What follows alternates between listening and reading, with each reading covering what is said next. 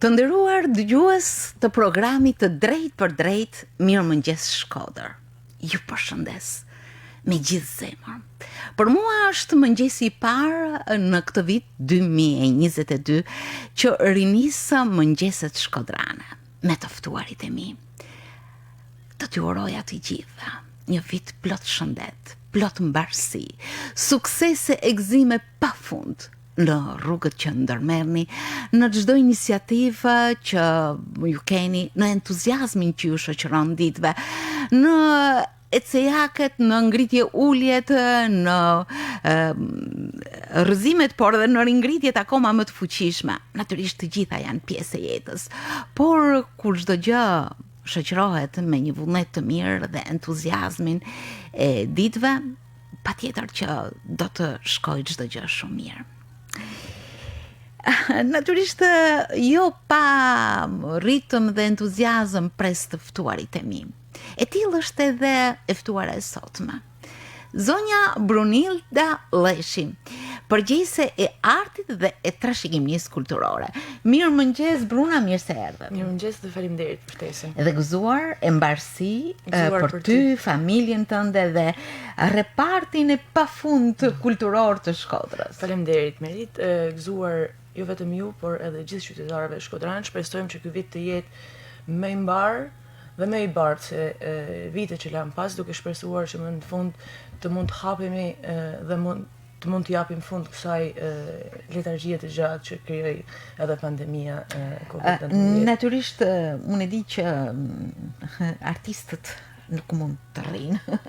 Përkundrazi, gjithmonë kur ju ftoj në studio, ndjej ritëm, ndjej reparte të shumta artistike, sepse janë disa, janë të shumta madje në çdo institucion, por edhe në çdo projekt. E të tilla kanë qenë që nga fillimi I vitit e përgjatë gjithë ditëve, javëve dhe muajve, ata kanë sjell vrull, kanë sjell natyrisht kontribute të veçanta. Sigurisht. Ka qenë një vit I gjatë, duhet themi 2021, ashtu siç presim që edhe 2022 të jetë po aq I gjatë me aktivitete sigurisht dhe I ngjeshur në kalendarin kulturor që Bashkia Shkodër organizon me institucionet e saj, por edhe me organizata të ndryshme me të cilët ne bashkëpunojmë përgjatë gjithë vitit. Sot është një ditë e rëndësishme në qytetin tonë, pasi për disa orë, pas pak orësh, do të filloj edhe miratimi I buxhetit të vitit 2022 dhe them ditë e rëndësishme pasi qytetarët do të kenë mundësi jo vetëm të ndjekin se çfarë Bashkia Shkodër ka planifikuar për këtë vit, por do të mund të shohin dhe të prekin vetë edhe sugjerimet që ato vetë kanë dhënë nëpër dëgjesat publike që janë bërë dhe besoj se ky buxhet do t'i pasqyrojë të gjitha ato që janë diskutuar paraprakisht.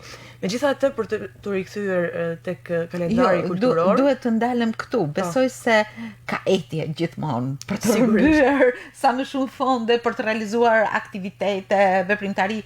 Patjetër që ju keni dërguar mendimet, kërkesat tuaja. Besoj se ky vit ka planifikuar apo ka një zgjerim të madh të buxhetit për kulturën?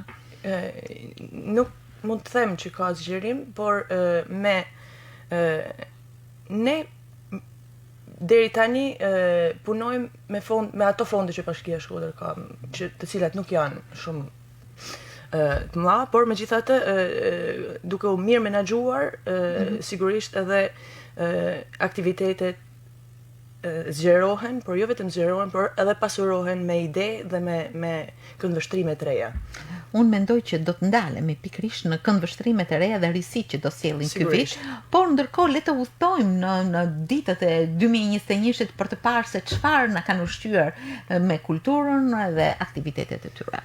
Po, siç edhe ju e dini, të gjitha institucionet e kulturës të cilat janë varësi të Bashkisë Shkodër, pra që janë Galeria e Arteve, muzet, biblioteka, teatri Migjeni, Qendra Kulturore Biter Gaci, Qendra Kulturore e Fëmijëve Kujtim Alia, kanë patur teatri Migjeni. Po, dhe Teatri Migjeni e thash, kanë patur një aktivitet të ngjeshur, por sigurisht duke ju përmbajtur edhe kushteve që krijoi pandemia.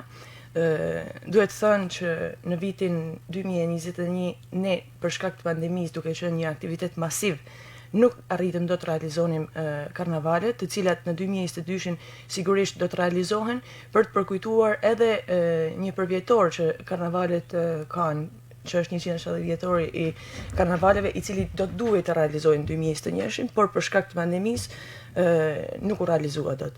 Dhe në 2022 do të vi sigurisht me risit e veta, duke ju përmbajtur karnavaleve tradicionale të qytetit, por do të ketë edhe surpriza jo vetëm për qytetarët, por edhe një këndvështrim ndoshta më inovativ për sa i përket edhe promovimit të territorit. Më pas, në një periudhë ku kishim mundësi edhe të realizonim aktivitete jashtë institucioneve, Teatri Migjeni filloi me një produkt shumë interesant, me një kolan, do të thosh. Me një kolan shumë interesante të bazuar në veprat e Koliçit, i cili udhtoi nëpër oborret e qytetit duke vënë në skenë, pra në oborret e vjetra shkodrane, duke vënë materiale të ndryshme të Koliçit skenuara edhe nga regjizor të ri. Kjo pati një sukses të veçantë dhe i cili u mirëprit nga spektatori shkodran, për faktin sepse teatri shkojnë në shtëpitë e shkodranëve.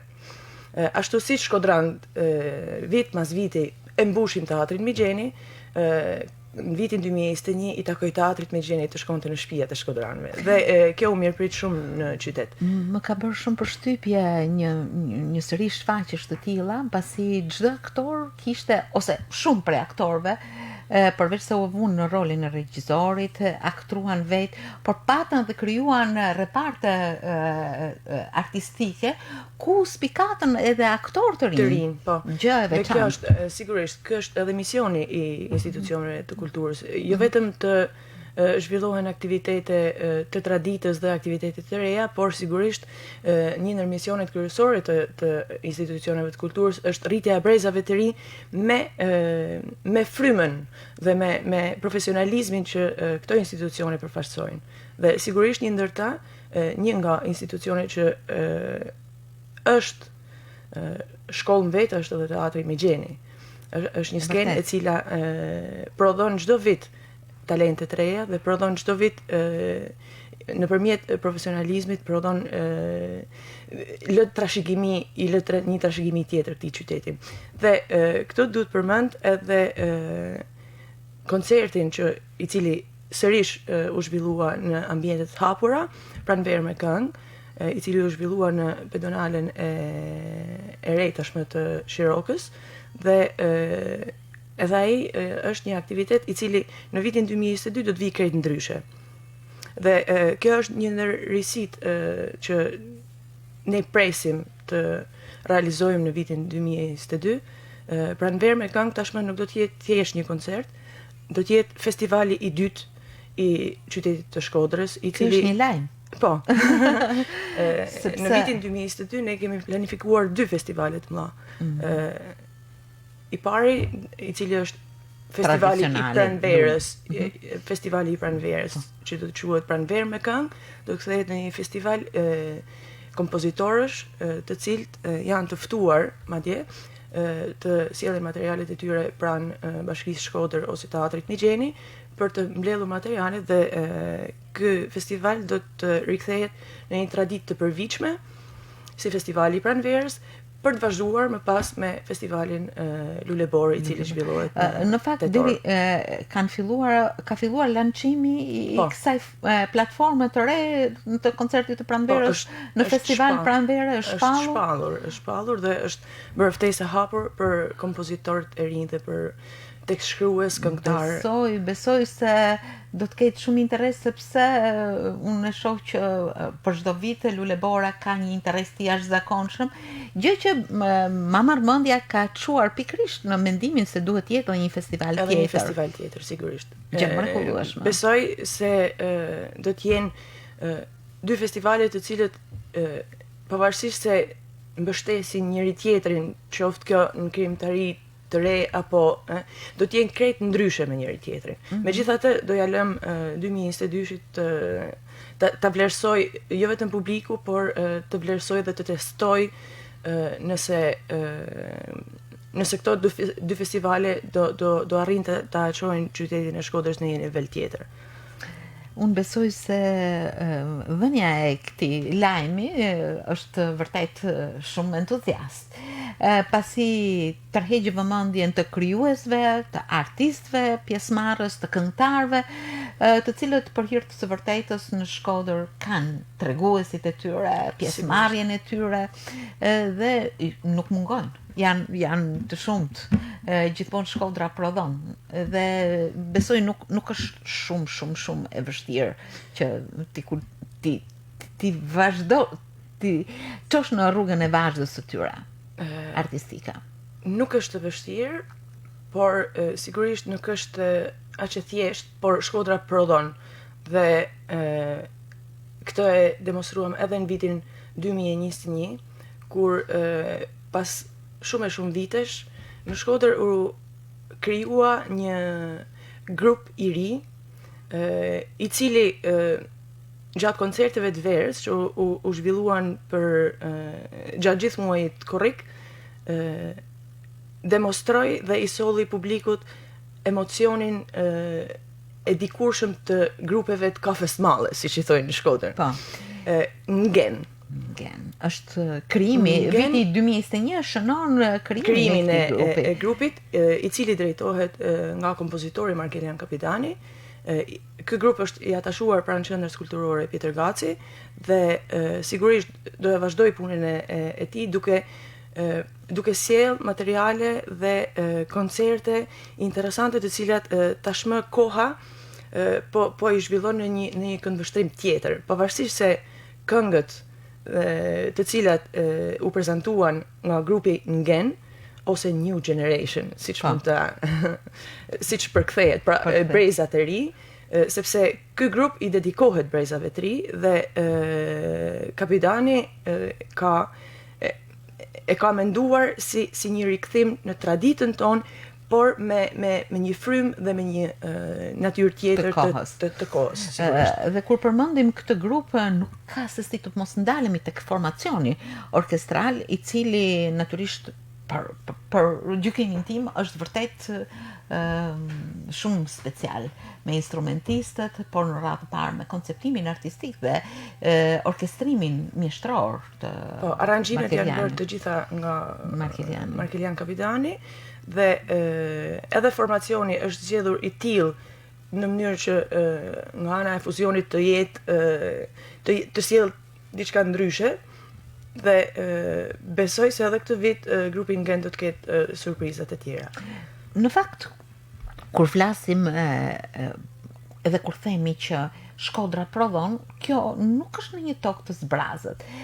Përveç asaj që shumë të shka transmetohet në Gen, institucioni i cili i rrit këto këngëtar, artistë, ashëm, fëmijë të mrekullueshëm që mbushin skenat me interpretimet e tyre, edhe të fjalës artistike, por të muzikës, aktiviteteve të ndryshme, është Qendra Kulturore e Fëmijëve. Qendra Kulturore e Fëmijëve Kujtim Alia. Çfarë respekti gjithmonë do ta kujtojmë, sepse ky institucion gjithmonë ka aktivitete dhe kur themi Kujtim Alia nuk ka se të mos ta harrojmë. Sigurisht. Sepse fatkeqësisht viti 2021 solli një humbje shumë të madhe për qytetin e Shkodrës. Mësues Kujtim Alia nuk por sigurisht në Qendrën Kulturore të Fëmijëve ai ka lënë shenjën e tij në çdo cep të asaj qendre dhe prandaj momentin kur artistët e Shkodrës propozuan që Qendrës Kulturore të Fëmijëve të vijej emri Kujtim Alia, Bashkia e Shkodër mori hapat e menjëhershëm sepse duhet thënë në duart e tij janë rritur aq shumë breza dhe aq shumë talente të reja të cilat jo vetëm nderojnë Shkodrën brenda Shqipërisë, por edhe jashtë Shqipërisë. Unë mendoj se Kujtimi ka lënë metodën e tij jo vetëm për ditët e tija të punës dhe të jetës së tij, por edhe në vazhdim, edhe tani që ai nuk është, ai përsëri është një shkollë për punën atje. Sigurisht dhe mënyra se si funksionon qendra kulturore e fëmijëve Kujtim Alia vazhdon të jetë në frymën dhe në frymëzimin që maestro Alia ka lënë. Dhe është një festival interpretuesish unik në Shqipëri, i cili zbulon dhe kultivon artistët, fëmijët e muzikës, fëmijët e këngës, siç janë bilbilat e vegjël në Shkodër këndojnë. Po, tashmë puna ka filluar tek festivali i interpretimit. Bilbilat e vegjël në Shkodër këndojnë, marrin pjesë të gjitha shkollat e territorit të Bashkisë Shkodër, dhe besoj se edhe këtë vit do të kemi prurje të mëdha aty gjatë gjithë kohës, sepse është një festival i cili fillon tani dhe mbaron në sezonin e pranverës, kur edhe në fund pranverës kur edhe është finalja. Shkollat garojnë me zërave mes njëri tjetrit, pra dhe ka një fazë seleksionimi dhe sigurisht çdo vit aty spikasin talente të reja dhe ne njihemi me fëmijë shumë të talentuar të cilët në shumicën e rasteve e vazhdojnë karrierën e tyre edhe më tej. Megjithatë, ajo është një shkollë më vete, pasi ekipi i qendrës kulturore të fëmijëve Kujtim Alia bën një punë të jashtëzakonshme gjatë gjithë vitit me këto fëmijë dhe sigurisht nga bilbilat këto fëmijë kalojnë në një shkallë edhe më lart, që është festivali marrëkombëtar i këngës për fëmijë, i cili në vitin 2022 shënon edhe 60 vjetorin e tij dhe besoj se ky 60 vjetor do të jetë një edicion i jashtëzakonshëm. Bruna, po vëre që gjatë kalimit nga ditët, javët, muajt e vitit, të cilët janë në vazhdim gjatë diskutimit ton, ju po thoni që ka shumë informacione për vitin 2022, të cilët natyrisht hedhin një vështrim dhe një këndvështrim akoma më larg pamës për realizime të tjera, të bukura, interesante. Gjë që besoj se do të ketë, për të cilat do të ketë mjaft interes. Sigurisht. Ndërkohë ne edhe në bibliotekën e qytetit, bibliotekën publike Marin Barleti, edhe në galerinë e arteve të qytetit, edhe në muzeet, në rrjetin ton muzeal, pra shtëpia Osokuka, vendi dëshmisë dhe kujtesës dhe Kalaja Rozafa me muzeon e saj, me muzeon e Kështjellës, kanë aktivitetet permanente të tyre, të cilat sigurisht për muze janë jo vetëm aktivitete kulturore, por edhe në kuadër të promovimit të trashëgimisë kulturore, i cili duhet të thënë që qyteti i Shkodrës ka një pasuri të jashtëzakonshme për sa i përket jo vetëm historisë dhe por edhe materialeve të trashëgimisë kulturore, dhe këtë vit ne do i promovojmë me aktivitete të reja, të cilat ka filluar puna e mbledhjes të ideve dhe materialeve për të vazhduar më tej. Sigurisht, Galeria e Arteve ka disa aktivitete tradicionale tashmë, të cilat fatmirësisht arritëm të realizonim anipse me publik të reduktuar në raport me vitet e tjera për shkak të pandemisë, por arritëm të realizonim një edicion të suksesshëm të Sallonit të Vjeshtës dhe një edicion të suksesshëm të Çmimit i Romenër. Dhe edhe në vitin 2022 këto aktivitete tradit tashmë të qytetit të Shkodrës, të cilat realizohen në Galerinë e Arteve, do të vazhdojnë. Por sigurisht Galeria e Arteve ka edhe një punë të përditshme me ekspozita të cilat jo vetëm ftohen nga ne, por edhe kërkojnë që të vinë pranë galerisë të arteve, artist të niveleve ndërkombëtare, të cilët e duan qytetin e Shkodrës për hir të publikut të natyrisht më bën përshtypje numri, jo thjesht numri i ekspozitave, por edhe hapësira që u jepet artistëve duke e kaluar këtë institucion nëpër masa të tjera. Vetë Salloni i Vjeshtës është një ekspozit kombëtare, sepse artistët që marrin pjesë nuk i përkasin vetëm komunitetit shkodran, po ashtu dhe çmimi i Dromeno.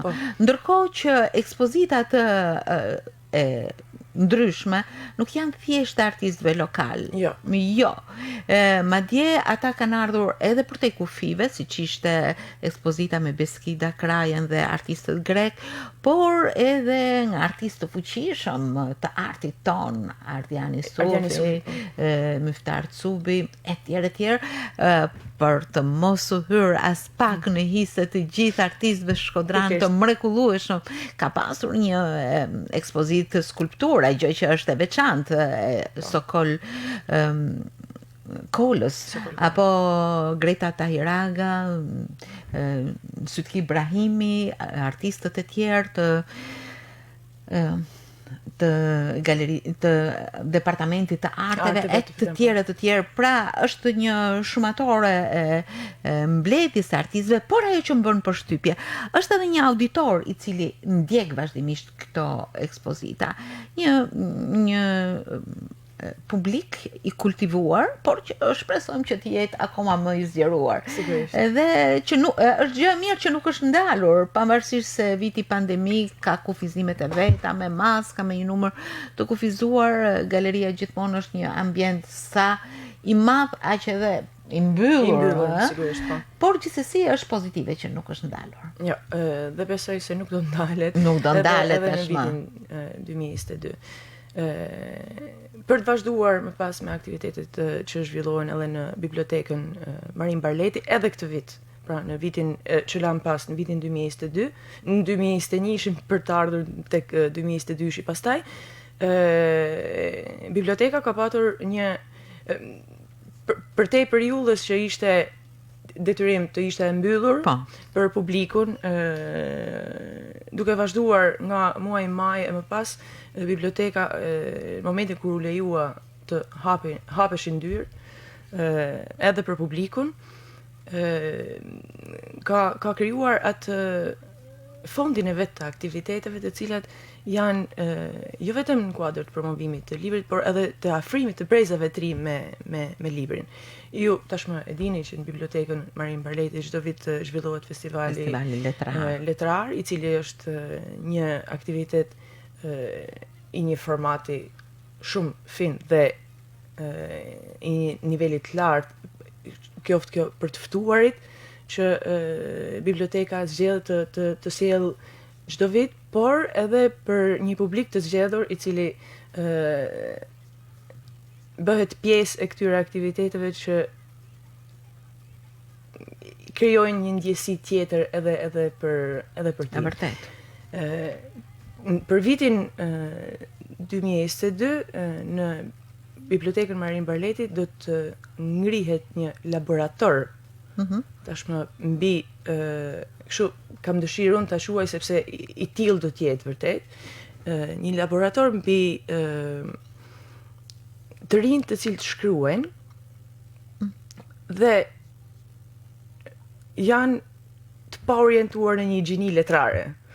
Dhe në institucionin e bibliotekës tashmë do të zhvillohen disa kurse në vitin 2022, të cilat do të afrojnë të rinjt më shumë, jo vetëm me leximin, por edhe me shkrimin e letërsisë, qoftë kjo për fëmijë apo të rinj.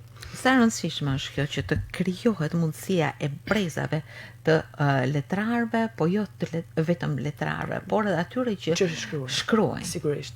Dhe ishte një ide që do të fillonte në vitin 2021, por kushtet pandemike e përcallën nuk e përcallën në 2022. Dhe shpresojmë që këtë vit do të mund ta realizojmë, sepse është thash institucionet më shumë se sa zhvillimin e aktiviteteve të cilat kanë një kohëzgjatje të caktuar.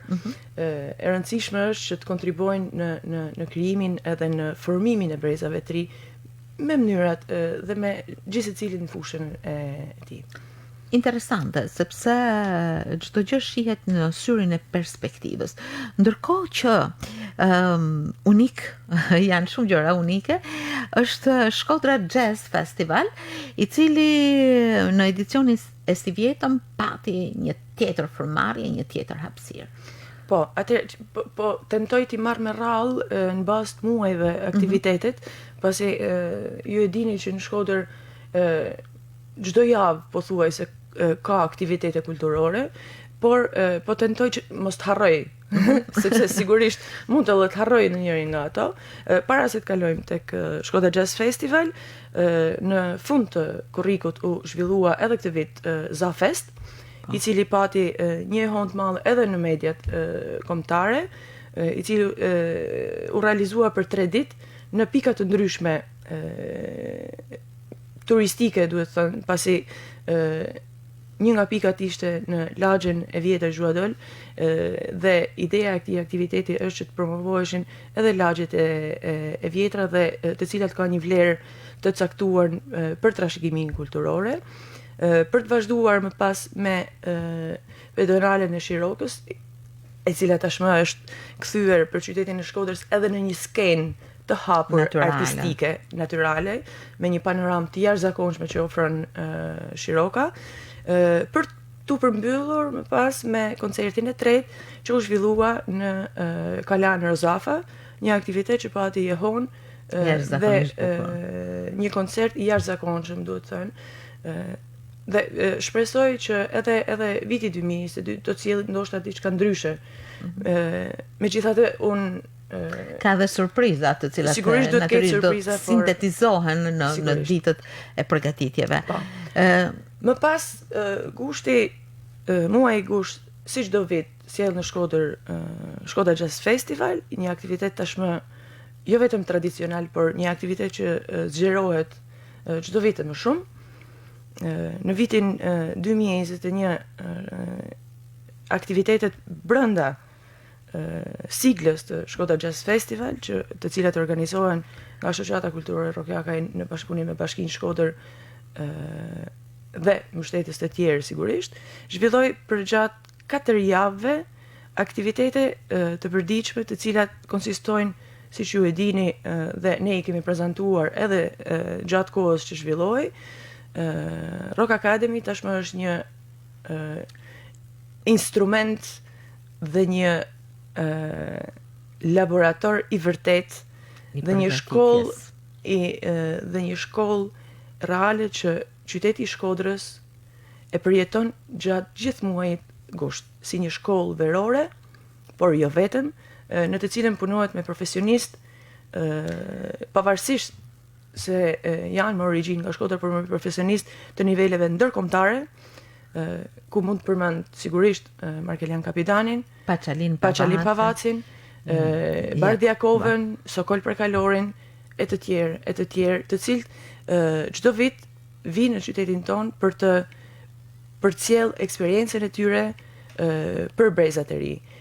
Në vitin 2021, harta gjeografike e pjesëmarrjes të studentëve që morën pjesë në këto masterklase ishte përfshirë jo vetëm gjithë shqiptarin, por edhe Ballkanin dhe Europën. Tashmë Rock Academy ka shkuar përtej. Një aktivitet ndërkombëtar, i cili zhvillohet në Shkodër, dhe këto të rinj dhe të reja vinë në qytetin ton për të marrë eksperiencën e këtij qytet, por eksperiencën në nivel europian dhe ndërkombëtar. Dhe kjo është për të vazhduar më pas, sigurisht, me koncertet të cilat zhvillohen në kuadër të Shkodra Jazz Festival. Këtë vit pati një risi ndryshe, një produkt i shoqatës kulturore Rokjakaj Albanian Sounds, unë gjitë në Alpet tona dhe nxënësit e Rock Academy, të cilët për gjatë 4 javëve studiuan jehuan me notat e tyre në Alpet tona. Sidomos të huajt e kanë përjetuar jashtëzakonisht mirë këtë aktivitet, të cilët sepse në Vërmosh u zhvilluan 2 koncerte, një koncert klasik dhe një koncert jazz. Dhe të cilat u miksuan me njëra tjetër edhe si të ftuar me një lahutar I cili solli mikpritjen e këtij vendi. Është zakonisht bukur edhe në skenën natyrore të Shirokës, Bardjakova, por ndërkohë që në sfond vinin cicërimat nëpërmjet fotografive të Jetmir Trshanit. Prandaj thashë do harroja ndonjë. Jo, të gjithë jemi pjesëmarrës dhe dëshmitar të një aktiviteti të tillë, I cili natyrisht kulmon me gjëra interesante dhe shumë të bukura. Është kënaqësi të udhëtosh në ditët kulturore të Shkodrës, sepse jo vetëm që merr informacion, por ushqen shpirtin me kënaqësitë që të sjellin pikërisht produktet artistike të këtyre pjesëmarrësve. Por palën pas dore ditët e trashëgimisë dhe ahengun Shkodran, I cili është I rikthehemi traditës tash. Pjesë e traditës së Shkodrës. Natyrisht për të realizuar një koncert të tillë dhe për të ofruar artistë të rinj, ashtu siç është ndoshta emëruesi I përbashkët I këtyre aktiviteteve, është një piksynim jo thjesht I bukur, por është një piksynim me shumë përgjegjësi. Ta mbash këngën popullore nëpërmjet zërave të artistëve të traditës, por të rinj, do të thotë që punohet me një pikësim të caktuar. Sigurisht, ahengu Shkodran si një vlerë e trashëgimisë tonë shpirtërore e shpallur tashmë si dita kombëtare. 29 shtatori. Zhvillohet çdo vit dhe vitet e fundit, dhe kjo për hir të një vizioni të stafit të Qendrës Kulturore Peter Gaci, I cili realizon këtë koncert, këtë aktivitet, për hir të një vizioni që t'i kaloj brezave edhe trashëgimia jon jo vetëm e të kënduarit, por edhe e të kënduarit pastër të këngëve tradicionale shkodrane, vendosi që të fuste në repertorin në të ftuarit e këtij koncerti të rinjt. Dhe është bërë një punë e madhe, duhet thënë, për afrimin e brezave të ri me këtë lloj muzike, sepse ne tashmë e dimë që jo vetëm në Shqipëri, por ndërkombëtarisht jemi në një krizë vlerash për sa I përket mënyrës të interpretimit apo këngëve apo teksteve apo nuk I futemi asaj pjese, megjithatë fal punës të stafit të Qendrës Kulturore dhe profesionistëve, sigurisht profesionistëve, me mbështetjen edhe të orkestrës të Teatrit Migjeni, kanë mundur të realizojnë dhe të afrojnë këngëtarë dhe këngëtare të reja, dhe risia e këtyre viteve ka qenë edhe riorganizimi I grupit Kraj Fila që ka Shkodra me të rinj të cilët po bëjnë një punë të jashtëzakonshme, duke u mbështetur sigurisht tek tradita, jo vetëm e këtij grupi, por edhe e interpretimit të këngëve të ahengut Shkodran. Dhe besoj, por ky aktivitet do të vi në rritje çdo vit, edhe besoj se edhe në 2022 do të kemi prurje dhe risi të tjera. Ndërkohë që ditët mbulojnë me një tjetër veprimtari shumë interesante, me shumë interes, siç është Lule Bora.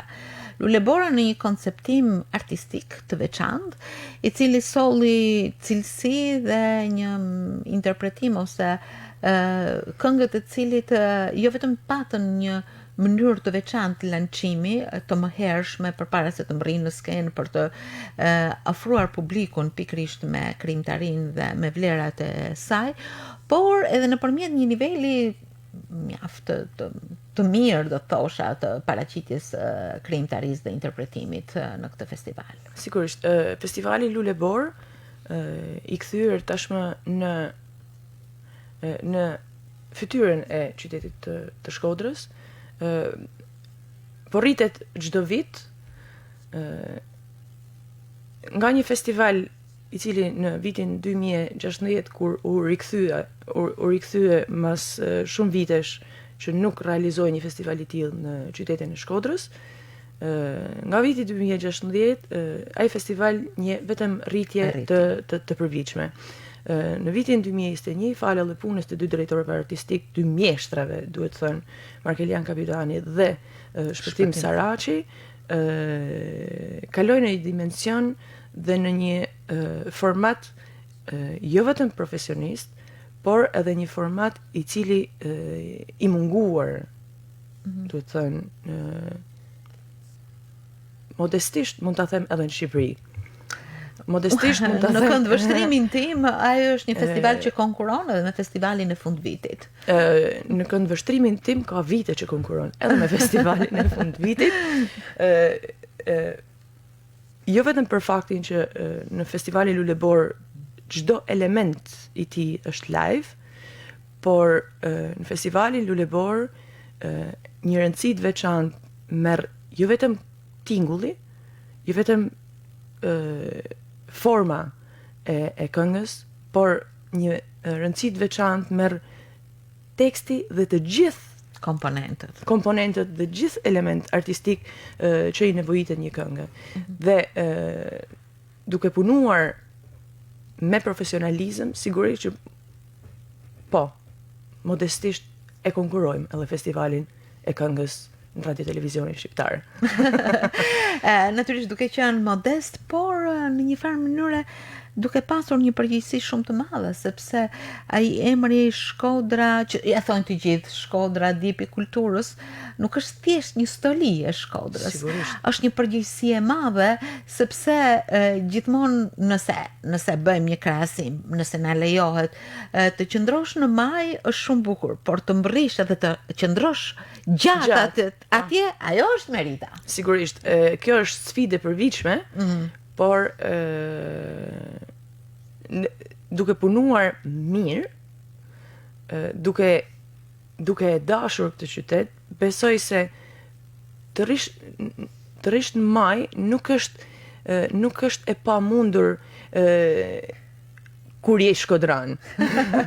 Natyrisht pasioni dhe dashuria për punën, artin dhe çdo gjë që mbështjell në curinë e ditëve secilin prej këtyre artistëve bën që të ketë jo të qëndrojnë në një vend. Përkundrazi. Është natyrisht duke ecur në ditë, kulmojmë në ditët e fundit, i cili të cilat i japin një tjetër përmas artistike. Mua më duket se ishte edhe një përmbledhje, siç është ndërmendja, që edhe vetë në fjalë para se të ju kërkoj ndjesë për ndërprerjen, por para se të kalojmë tek ndërmendja, këtë vit, pra në vitin 2021, në kuadër të javës të pavarësisë, një javë e cila tashmë është kthyer në një traditë të bukur në qytetin tonë, përkujtimore dhe festive dhe argëtuese. Këtë vit ne arritëm të realizonim një bashkëpunim shumë interesant, i cili i dha jetë një ide të re edhe për vitin 2022 me ansamblin kombëtar të këngëve dhe valleve popullore, i cili zhvilloi një koncert të jashtëzakonshëm në sheshin para Bashkisë Shkodër, me një profesionalizëm dhe një do të thënë që është krenaria e këtij vend ai ansambël, dhe prandaj desha të ndalesha vetëm këtu, sepse pjesën tjetër të aktiviteteve të javës së pavarësisë i cekëm pak a shumë, qoftë kjo me fjalën artistike i cili zhvillohet pranë qendrës kulturore Kujtim Alia, qoftë sallonin çmimi i Dromene, sallonin e Vjesht, etj. Festivali letrar dhe aktivitete të cilat përmbledhen në një javë e cila sjell një mori aktivitet apo ekspozitën që u zhvillua pranë muzeut pranë shtëpisë Osokuka e të tjerë. Po, për Dhe sigurisht por desha të ndalesha vetëm tek bashkëpunimi me ansamblin, i cili besoj se edhe në vitin 2022 do të sjellë surpriza të tjera. Jo vetëm me këtë ekip, por edhe në bashkëpunim edhe me institucione të tjera, kombëtare dhe ndërkombëtare që ne po tentojmë dhe kemi filluar punën për të bashkëpunuar. Dhe sigurisht, qershia mbitor të çdo vitit është koncerti Ndërmendje. Ndërmendja natyrisht na solli ndërmend rrugtimin e ditëve të këtij viti, por edhe disa kulme të krijimtarisë, suksesit artistëve.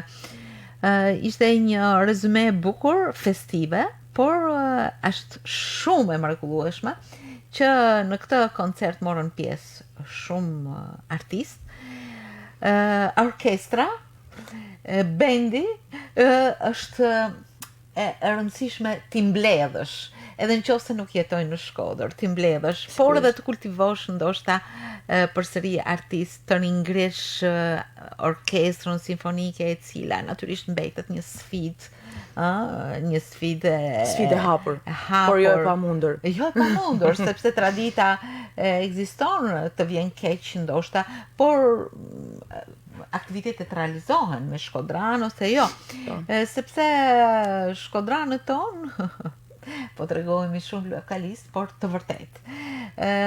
Performojnë në skena të mëdha, europiane, botërore, të suksesshëm shumë, e sa bukur do të ishte ti mblidhje në një koncert të mrekullueshëm. Gjëra që janë vërtet për të përmendur, që kanë ushqyer publikun, i cili është një publik i kultivuar në Shkodër. Ne kemi harruar përsëri aktivitetet, dita muzikës më kujtohet në qershor, dita ndërkombëtare, e cila ishte një sheshje hapur, e mrekullueshëm, etj, nuk mund të përmbledhen. Orkestra frymore e Bashkisë Shkodër, një koncert, një formacion tjetër i cili funksionon në Shkodër dhe është një ndër formacionet më të mira në Shqipëri, duhet të thënë. Dhe kjo jo e thënë nga ne, por nga juri kombëtare dhe ndërkombëtare. Të gërmosh paksa, mund të gjesh shumë çka. Natyrisht viti 2022 është një vit që sapo ka nisur dhe që ka të gjitha këto përgjegjësi që ju thatë. Lajmi i bukur është festivali i Pranverës, por edhe ecuria e mjaft projekteve interesante në çdo institucion të kulturës në Shkodër. Viti 2022 do të sjell sërish, por tashmë i mbështetur nga Bashkia Shkodër në shumicën e elementëve të tij, do të sjell festivalin e filmit, i cili edhe ky mendoj që është lajm i mirë për qytetin. Absolutisht. Festivalin e filmit Ekrani i Artit, i cili këtë vit do të zhvillohet më i zgjeruar se sa vitin që shkoi, i cili edhe vitin që shkoi para 2 vitesh, sepse vitin që shkoi për shkak të pandemisë me Adrian Pacin. Dhe besoj se ky vit që vjen ky vit që sapo kemi hyrë, duhet të thënë, sepse akoma jemi të viteve. Akoma jemi në ditët e para, do të jetë një vit jo vetëm i mbushur me aktivitete kulturore, por i mbushur me aktivitete të cilat do të kenë rritje edhe nga ana profesionale.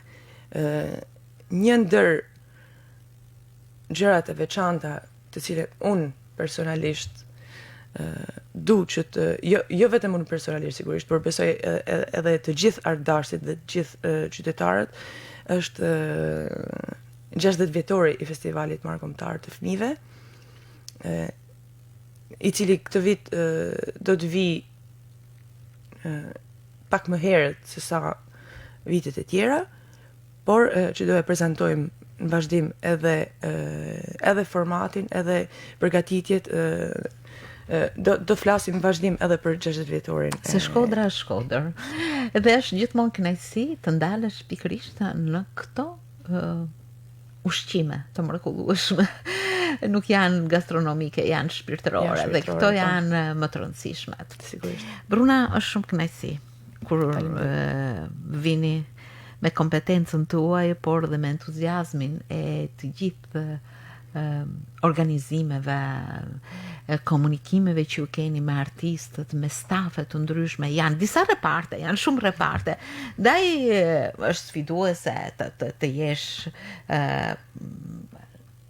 organizatore, si që është Bashkia e Shkodrës, por kur gjërat në fund të ditës shkojnë me duartrokitje dhe suksesin e mbërritjes në destinacionin që ju mendoni, çdo gjë nuk është thjesht një kujtim i bukur, është një investim shumë i mirë për qytetin. Dua t'ju falenderoj. Edhe në emër të atyre që na kanë ndjekur. Natyrisht të udhëtosh në ditët e vitit nuk është e shkurtër. Është paksa të thuash disa fjalë për secilën, por të hedhësh vështrimi edhe në këtë vit që hym me risitë dhe me përgjegjësitë që ju si sektor drejtori e kulturës keni në çdo ditë të vitit. Ju falenderoj edhe një herë. Ju uroj mbarësi shumë. Ju falenderit ju. Unë dua të bëj një falenderim të veçantë për publikun shkodran, për publikun i cili në çdo aktivitet është jo vetëm i pranishëm, por bëhet edhe aktiv dhe prezent në të gjitha senset E vërtet. brenda kulturës dhe trashëgimisë që ne po tentojmë jo vetëm ta çojmë përpara, por edhe ta rrisim. Dhe ne duam ta bëjmë këtë bashkë me publikun. Dhe unë uroj që ky ushqim shpirtëror të mund të lehtësoj sadopak përditshmërinë dhe rutinën e qytetarëve të Shkodrës. Megjithatë, unë dua t'i uroj çdo qytetari një vit të mbar në familjet e tyre dhe sa më të bardhë në shpirtrat e tyre. Gjithashtu ju uroj ju mbarësi në këtë vit të gjatë i cili na pret përpara jo vetëm me aktivitete kulturore, por sigurisht edhe në fushat e tjera, dhe ju uroj suksese ju dhe gjithë stafit RTS Shkodra, i cili besoj se shumë shpejt do të vi edhe me risi dhe ekranin, dhe uroj që të jetë një vit i cili do të na mbaj bashk dhe do të na mbaj spari të shëndetshëm, duke lënë pas, por duke mos harruar ato që shkuan dhe duke parë përpara me jetën dhe me shpirtin, sidomos shkodran. Ju bashkohem plotësisht. Suksese dhe mbarësi. Faleminderit. Faleminderit.